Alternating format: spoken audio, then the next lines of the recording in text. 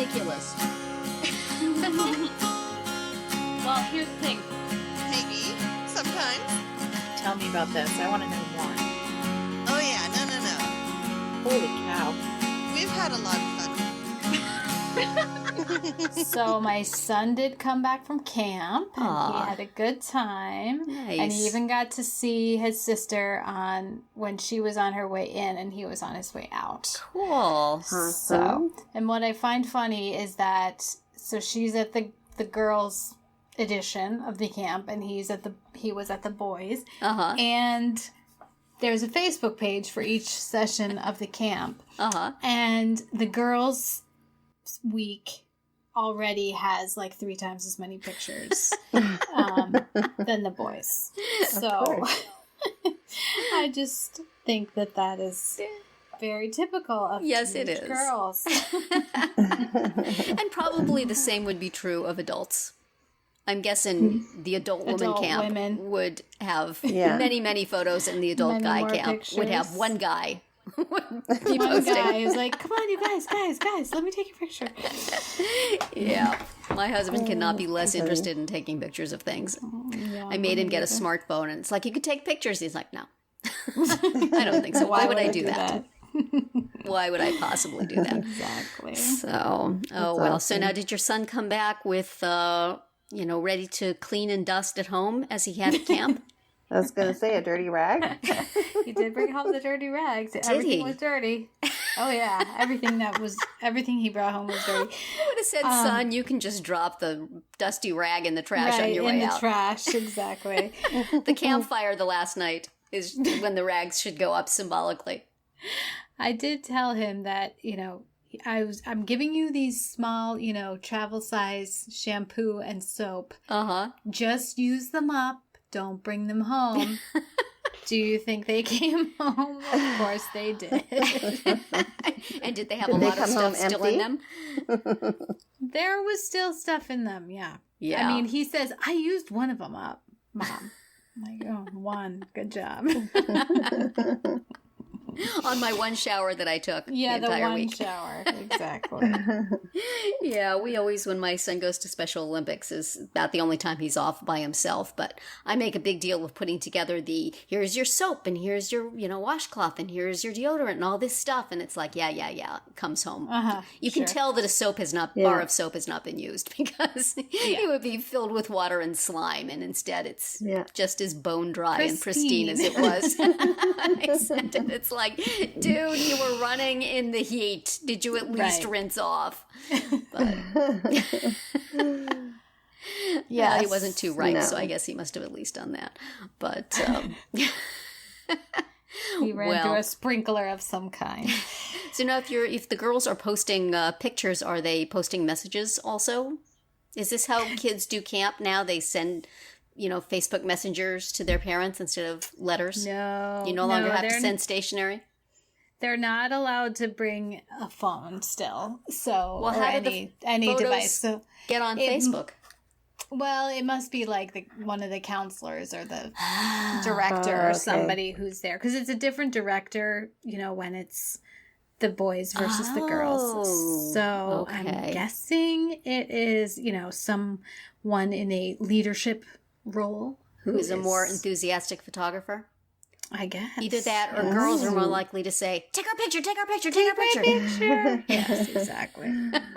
It's like selfie withdrawal. Please, somebody document my life. It's been 15 minutes. I'm not sure I exist still. It's rough. That's what roughing it is now. No phone. That's right. That's a brutal test of survival. I know. We're putting you on the island. She wanted to go and do it. So. Well, good for her. Will she, when she comes home, do you think she will be happier to see you or her devices? It's a close call. I'm pretty sure. Ooh, yeah. When their ships crossed on the way to camp, did your daughter throw her phone over to her brother just to get those last few snaps in? No, she wouldn't have trusted him with that. No. Aw. She left that at home. Well, it'll be interesting to hear how she does. But he had a good time? He was happy? Yeah. He came home, a little scratched up and sun kissed.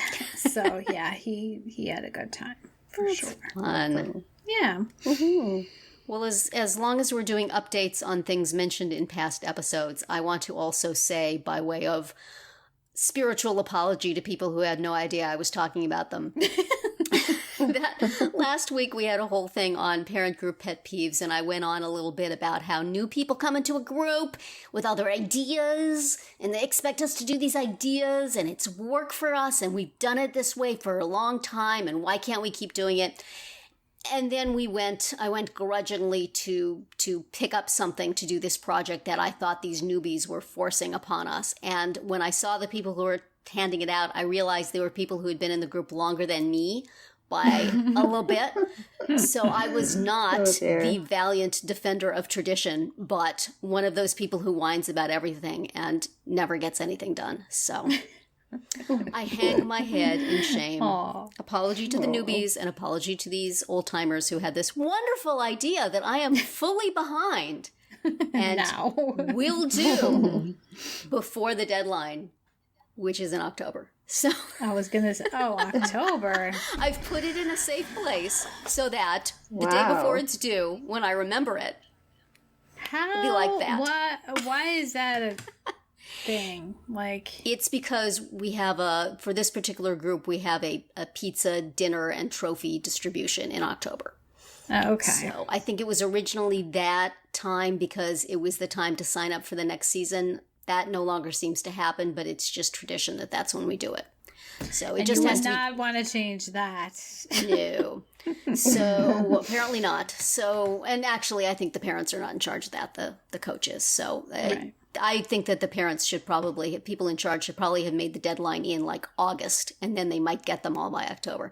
Yes. But I fully support the people who are doing it. I would not want to second guess them in any way because I think they're just. It's a wonderful idea.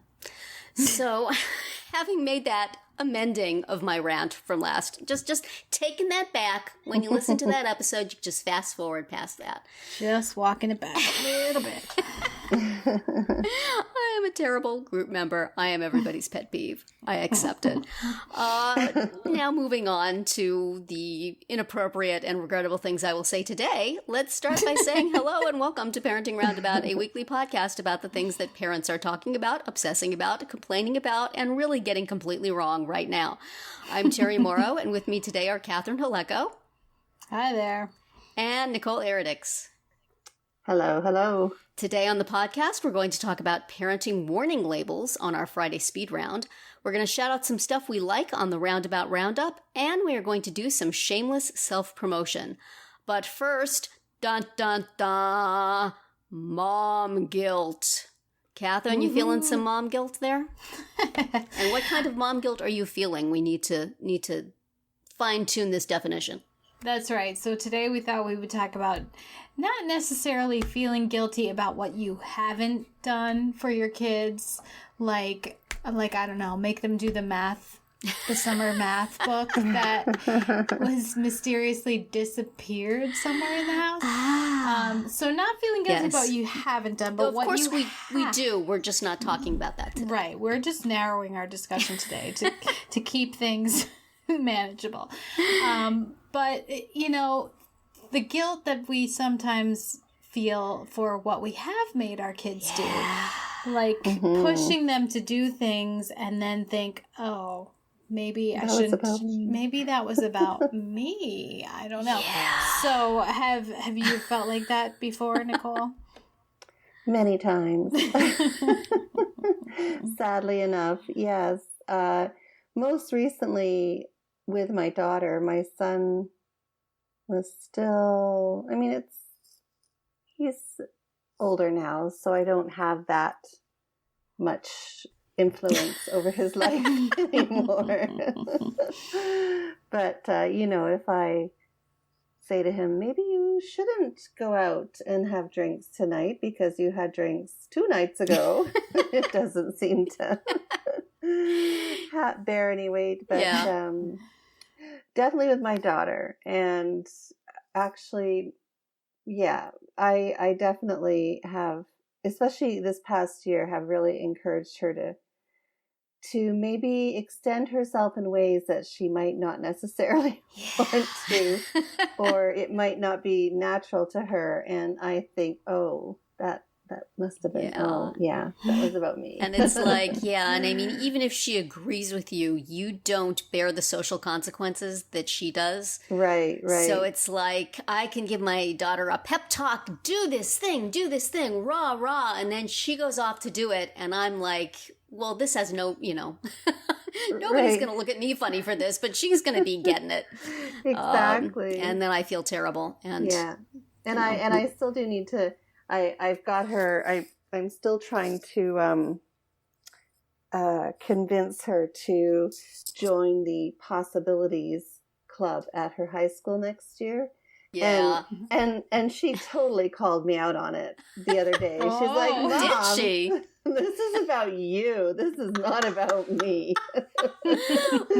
Busted. But yeah, because I was trying to sell it to her, and I'm like, but think of all the great changes you could make, and think of some of the things that you could make a difference, and maybe change some of those old ways. And she's like, Mom, this is not me that's talking. This is you. Well, good for her. So yeah. But is she still considering it? She's still considering it, yeah. I think she realizes the value in participating, not necessarily to make change or make waves. We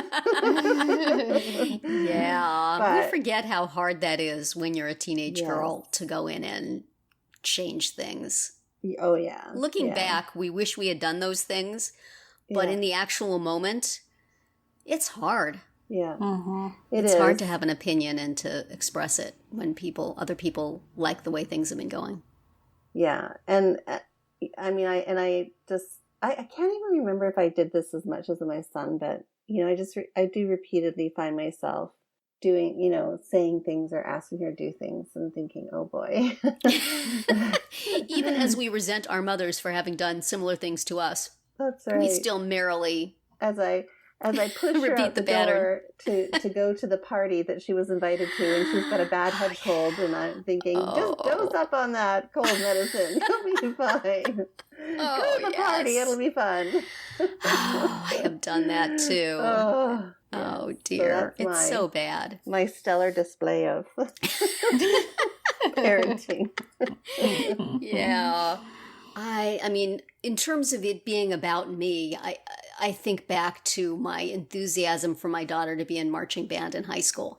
And at the time, I felt it was completely because here is a young person with a language delay. She needs total language immersion. Where else to do that but this group which are with all the time, and there are kids and they are talking.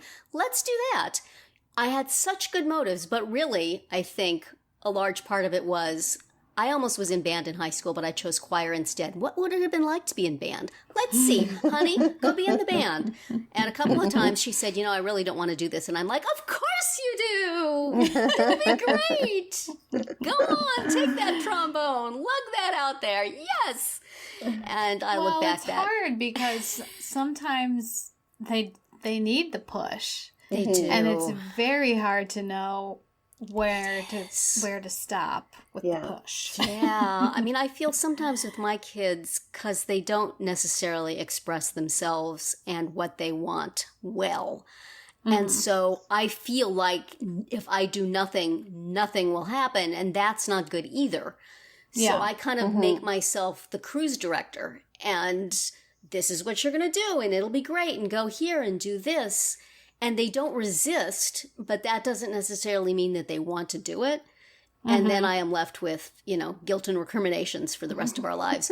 But your kids have opinions, right? Do they? I mean, as you said, Nicole, your daughter said, hey, she was able to call you on it. My daughter maybe can do that now at 27, but not consistently. And my son just could not be less interested in doing that. So, but sometimes they'll just say no. But they're old, they're in their 20s now. When they were kids and when they were in high school, I ran the show. Is that true for you guys? Do you feel like you are the one picking things for them all the time and wondering if you're just reliving your high school and middle school years? I think at a developmental level, no. When they were because much younger. But I mean, I was never like an athlete in any way, and my daughter's biggest activity is skating.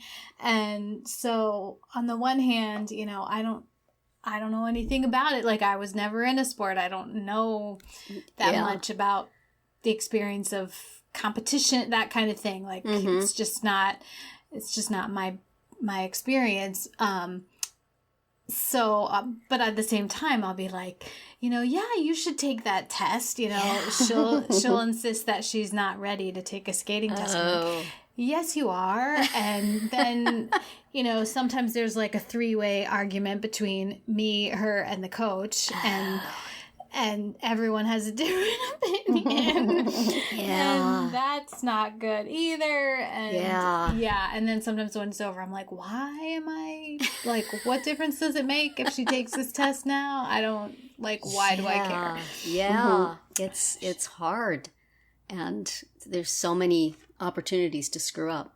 I know when my kids were, younger, I was definitely much more involved. I was definitely their cruise ship activities organizer. But as of late, my daughter is becoming a lot more outspoken with me in particular. And that's good, even though it doesn't feel good when she does it in general. Can you step back and say it's good that she has her own personality and her own... Yeah, sometimes I definitely, I'll step back and go, oh, wow, okay, yeah, I admire it. And then other times I'm like, oh. Just do what I say. Yeah, sometimes you're like, listen, I have been doing this I know what's best. 25 more years than you. So let me share the benefit of my many years of experience. Can I tell you how much 27-year-olds enjoy hearing that? My poor daughter gets it from me and from various friends of mine on Facebook, and she's just, anytime she says something, we all say the same thing, and it is so annoying. But I mean, even on more profound things than just activities, I mean, I still go back and second guess my decision about, say, inclusion, which, while I support it theoretically, in practice was not good in our school district. And yet I got a full head of steam about it, and I put my daughter in that class, and she's the one who had to sit there and take subpar educational strategizing for many, many, many years. And I think, that was completely my call. She was in no place to make that call. She would have been happy just staying where she was, probably. Maybe not. Who can ever know? But it's such a responsibility making decisions for other people. And yet I want things my way. So it's so hard to weigh. I know. It's the happy medium. Yeah. When my daughter was deciding whether or not to take a year off from her skating team, this season, it was really hard because I was trying to be really careful not to make up her mind for her and not to tell her what to do. But that was partly because I really didn't know what to do. I really didn't know what was the best answer. And so it was really hard for both of us because I'm like, she didn't want to say, tell me what to do. Yeah. And I didn't want to say, this is what you should do. Right. So then both of us were kind of stuck. Those are really long and painful conversations when neither of you actually knows what to do, but you feel like you need to keep flogging it. Right. Yeah. So it was, and in the end, she decided not to do it. Okay. And she's so far happy with that decision. So we'll see. Yeah. But that's why I'm like, well, that's why you're not doing the team. So take the test. Keep on testing. That's the whole point. Like, you're supposed to be using this time to test. Yeah. But and you don't want to be one of those parents that's living vicariously through your sport child like you write about, but at the same time, do this thing. Right. Well, do we think it's different with our daughters more so than our sons? Because we each have one of each. We do. So, when your son was younger and still within your power, Nicole, did you do the same kind of thing with him, or is it just different with guys? Because we don't have that specific experience. I want to say it's not necessarily a gender thing, but maybe a personality thing. That could be. My son would do things and then not really tell me the end result. So, because, maybe it is a guy thing. I don't know, because, boys generally don't go into a lot of detail. So I didn't usually get a lot of feedback on how it went or what he thought about it. It's only now that I'm starting to hear some of the horror stories. Oh, no, that's the worst. Yeah. I mean, he still enjoyed himself. I'm thinking of his water polo days and how much he suffered. Oh, no. And were you, pushing him to do that? Oh, yeah. I mean, here's a wonderful, wholesome sport for you to participate in, son. And here's a sport that you don't need any experience with. You just need to know how to swim. Wrong. Oh, dear. So we really pushed him to do that in his freshman year. And it was not a pleasant time for him, but it ended up being, the kids that he met and the time that he spent in it, because he was in it for all 4 years. Mm-hmm. They're his closest friends. So it's like one half dozen the other, right? If we hadn't have done that, where would he have ended up? Exactly. And it's just now that we're starting to hear the stories. I mean, he wasn't telling us at the time, but I don't know what's worse, having to live each terrible thing with your child as they go through it, or finding out later.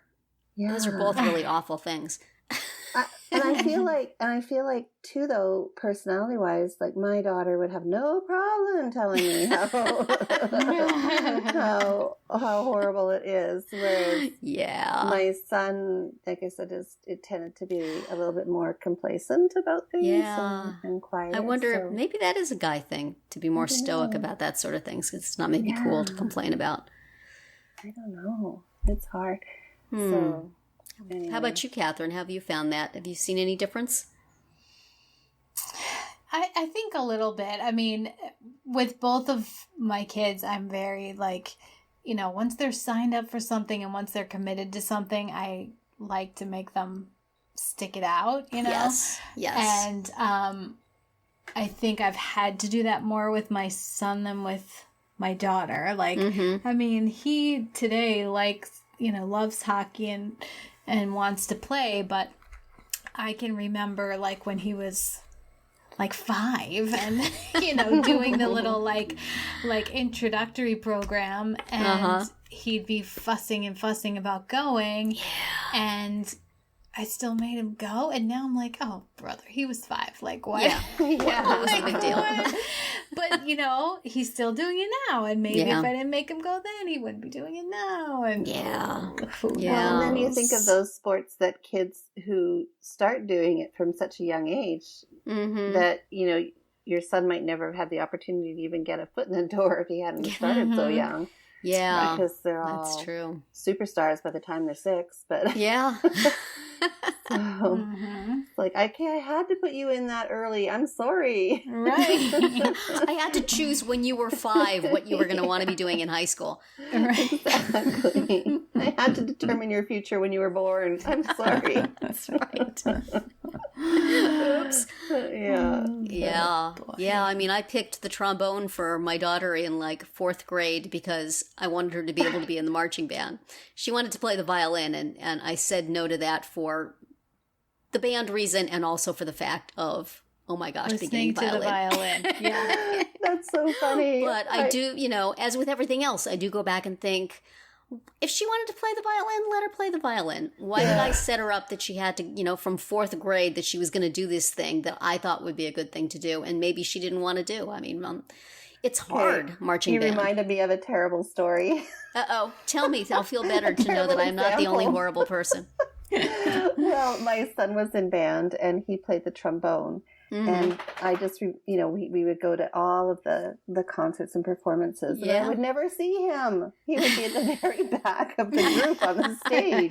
And I'd just be, we'd be sitting there and listening, enjoying the music, but it would just be endless hours of, So when my daughter wanted to join band, I said, you can join band, but you need to play the flute.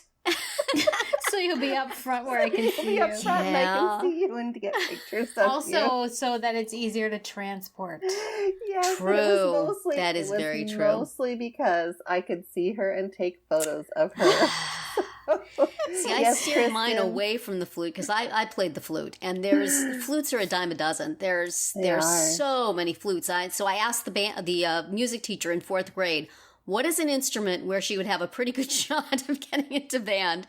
And he told me trombone. Later I heard that this guy just liked the trombone and would tell anybody trombone who asked. So, but it's this big, heavy thing. Yeah. Why did I saddle her with that? It seemed like a good idea at the time. I didn't have to carry it. There were no auditions with her band, so she could just pick up whatever instrument she wanted. But I just simply wanted to be able to take good photos of my daughter in band. It was not about her playing flute.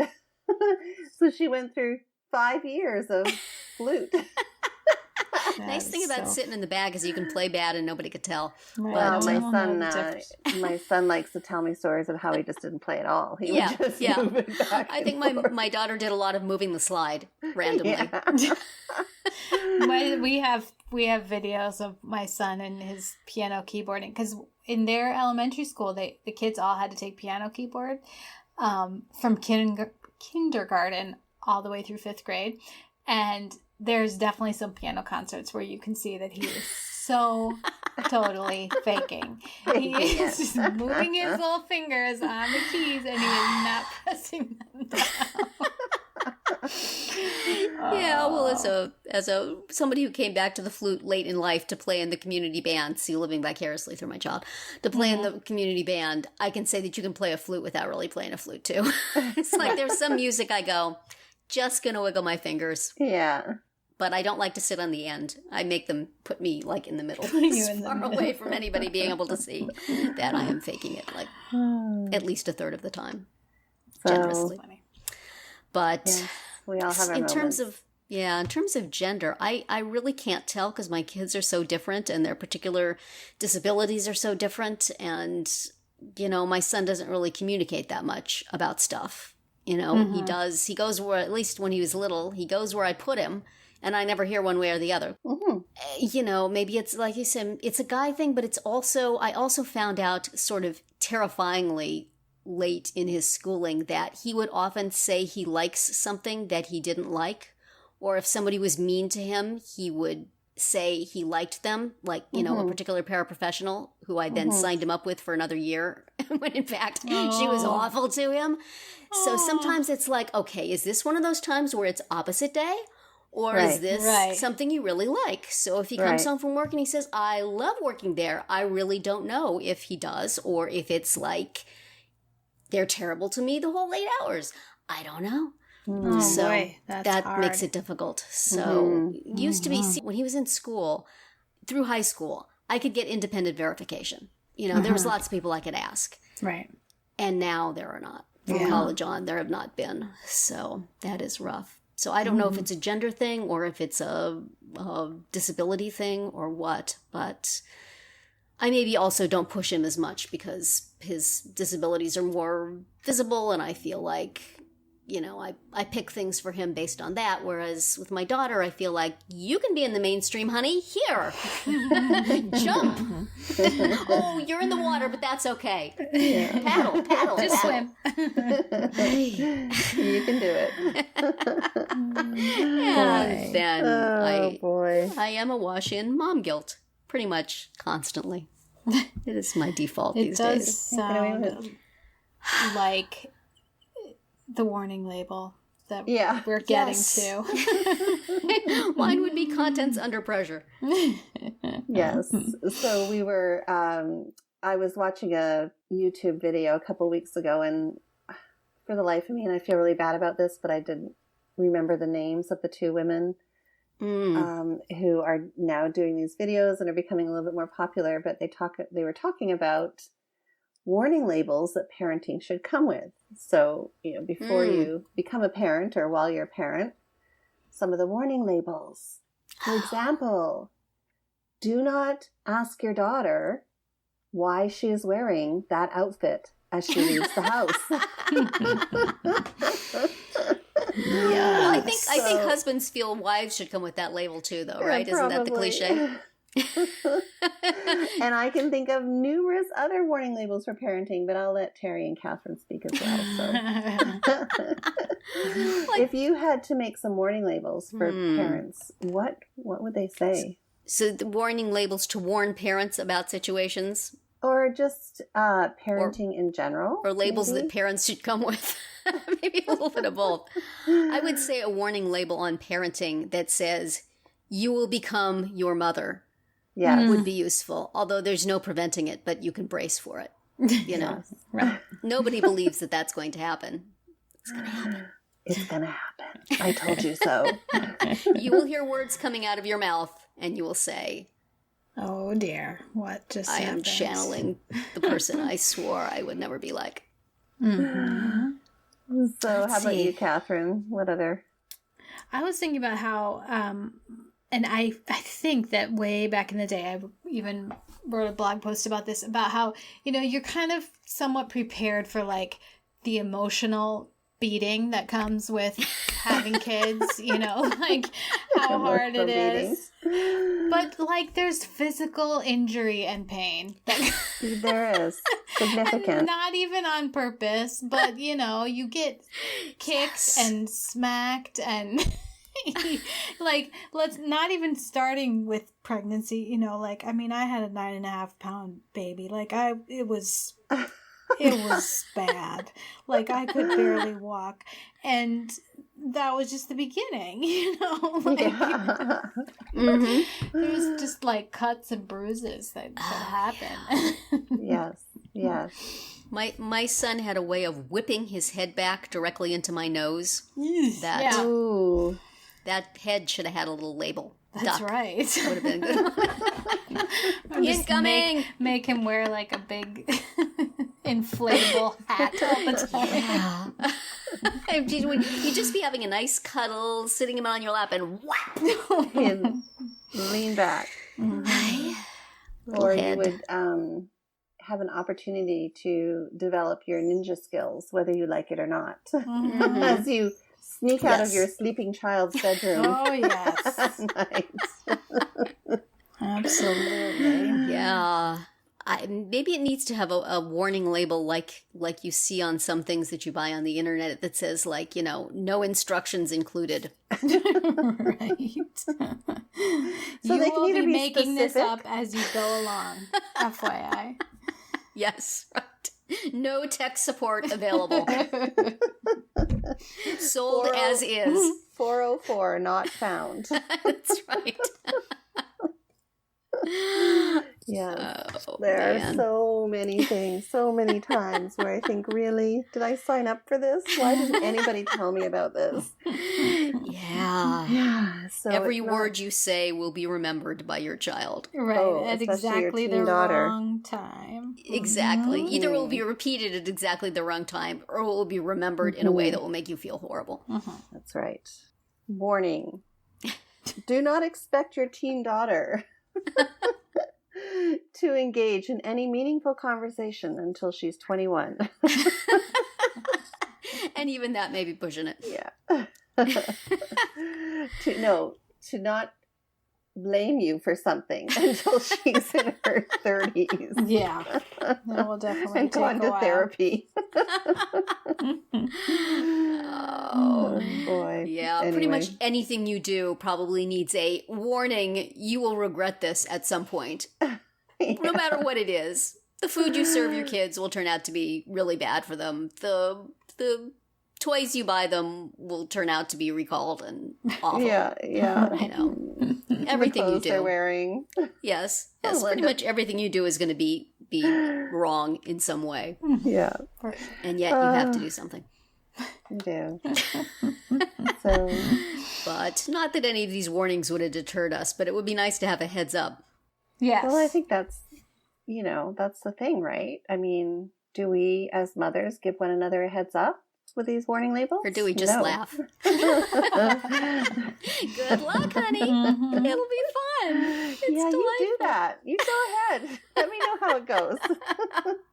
This is what baby showers should be about, is just sticking warning labels on everything. That's But right. Every mom has to learn. That's right. That's the warning label. Every mom has to learn for herself. Mm-hmm. Nobody else's advice is useful. Every mom for herself. Yeah, and every mom for herself. Alas. Oh, how sad. Okay. Well, unless we can think of any more warning labels to come up with on the spot.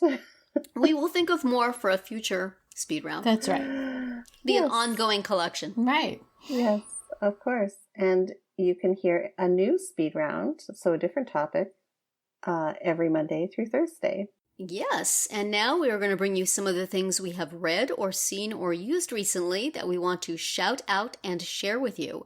I'm shouting out a birthday present I got, which is a shower speaker. I don't think I mentioned my little shower speaker. I think I mentioned an older shower speaker. This is a newer shower speaker. I do not have Bluetooth in my shower like some people.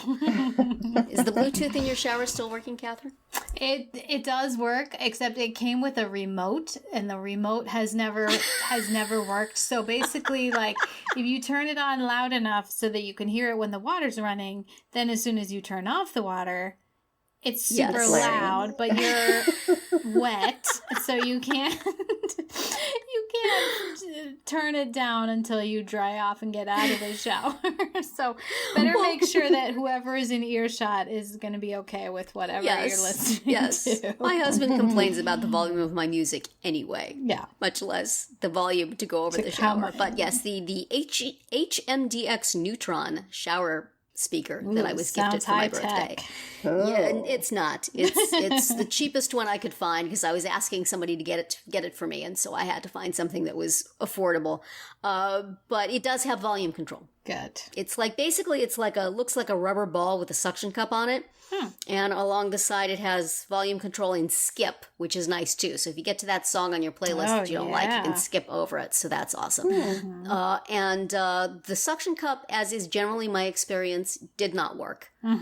But the interesting thing I found out is that I stuck it to the wall of my shower, and then I went to do a couple of other things in the bathroom, and all of a sudden I heard this clunk, bong, bong, bong, and it had fallen off the wall and basically bounced around the bathroom, still playing, and it's tough if it doesn't stick. So I have it kind of balanced on the soap dish now, and that works fine. But I've been very happy with it. It's been fun to have music in the shower, and it seems to play really nicely and keep up a battery charge fairly nicely and go on and off my Bluetooth fairly nicely, which is often a thing. So, it does, when you turn it on, it makes an incredibly loud noise to let you know it's on. And then another one just when you've recovered from that one to let you know that it's ready for Bluetooth hookup. Other than that could be a little quieter, I think, Neutron folks. But other than that, I am very happy with it. It's very cute, and I am listening to tunes. Nice. So the only thing is, I have to remember to set my phone to play the music before I take my clothes off to take a shower, because as we've mentioned before, I have like this phobia of being naked around my phone because I'm afraid it's actually accidentally going to take a picture of me. Right. So more than once I've had to like go put my pajamas back on to set the phone up to play music. Don't you have like a towel or that's not good enough, huh? I guess not. I hadn't thought of that. I guess I could just wrap a towel around me. I have just gone for a garment. Maybe yesterday's clothes from the chair. Something just to cover myself up. Right. Before I turn the phone on and tell it to play music. But that's just me. Y'all should feel free not to worry about that. Catherine, what do you have to shout out this week? Well, our once-a-month guest, Robert Rummel-Hudson, if you follow him on Instagram, he has a new puppy. And Oscar. I pretty much cannot get enough of the puppy. I think it's a Boston Terrier, and yeah, I think it so. is so stinking cute because it's a puppy.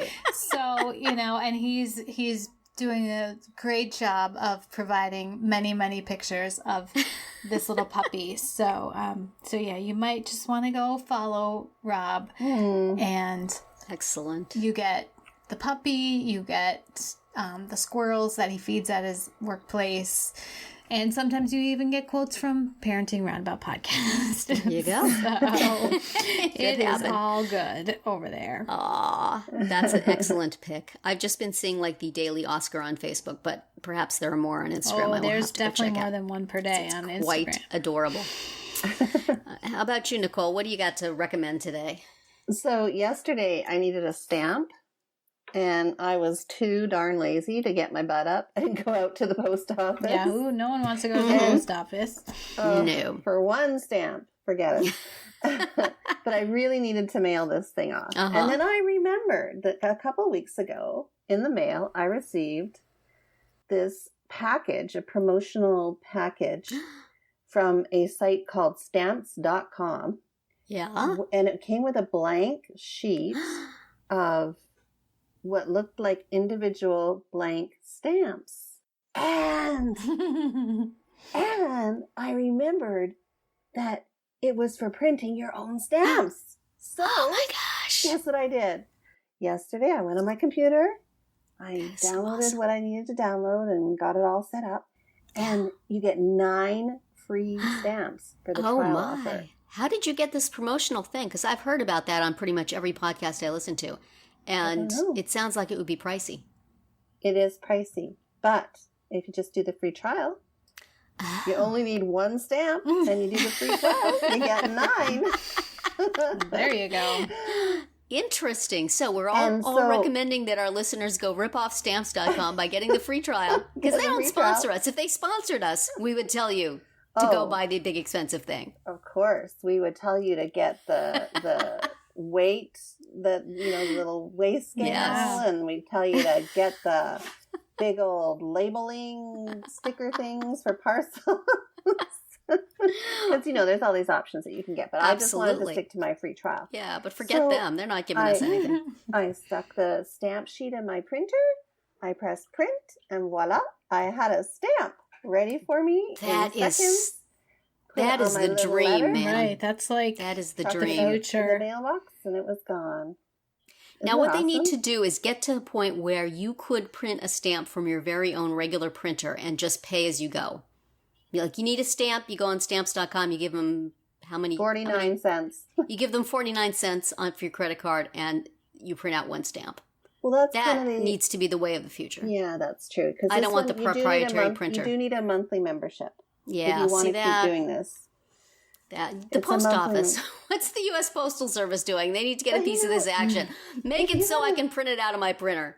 If you had a business, it would totally be awesome. Like if you had a business where you were sending marketing materials and things like that all the time. Oh, definitely. Because it's only $15 a month, plus the cost of your stamps. Back in the old days when being a freelance writer meant constantly sending things out in self-addressed stamped envelopes, that would be worth something. Mm-hmm. So I thoroughly enjoyed my 15 minutes of printing out.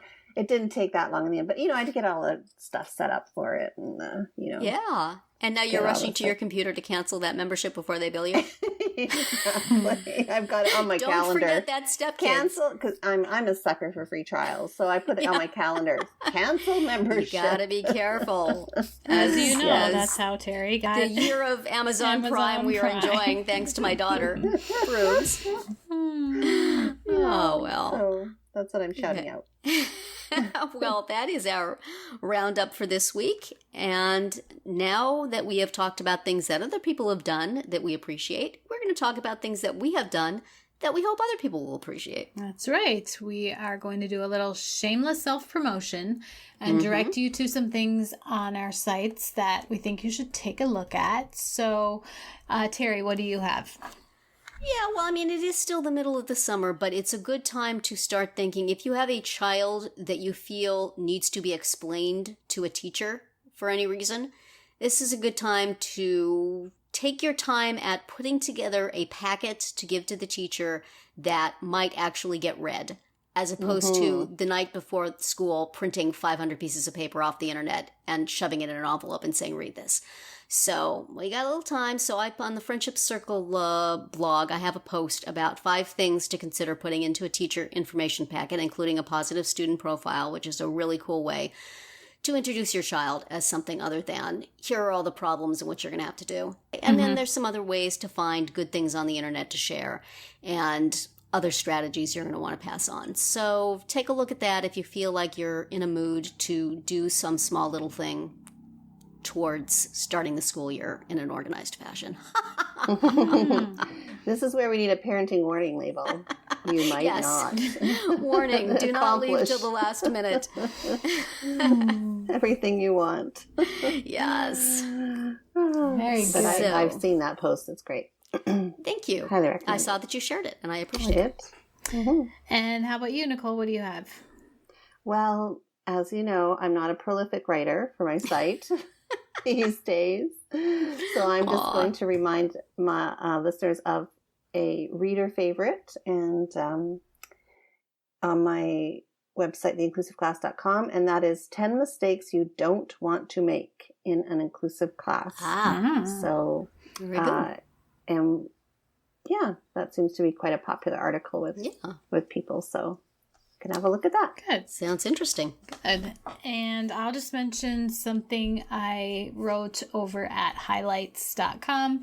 It's a piece about helping kids build vocabulary, helping kids learn new words, preschool age kids. So not, like official school studying flashcards of vocabulary words, but how to just build that bank of words that they have. So that sounds is at good. highlights.com.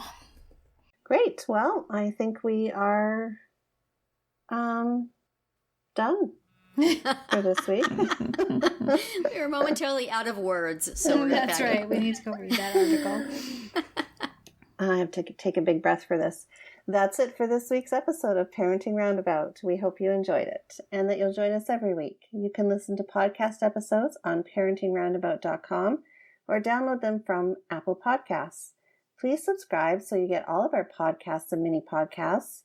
You can also follow us on Twitter, where I am at Nicole Erdix, Terri is at Momitude, and Catherine is at C. Haleko. You can follow us on also follow the podcast on Twitter at Roundabout Chat, and look for us on Facebook, Pinterest, Tumblr, YouTube, and Instagram too. Best of all, stop by our podcast page at parentingroundabout.com and read recaps, find links on all the stories we mention, and talk back in the comments. Thanks to John Moran for providing our in and out music, and I wish everyone a great week.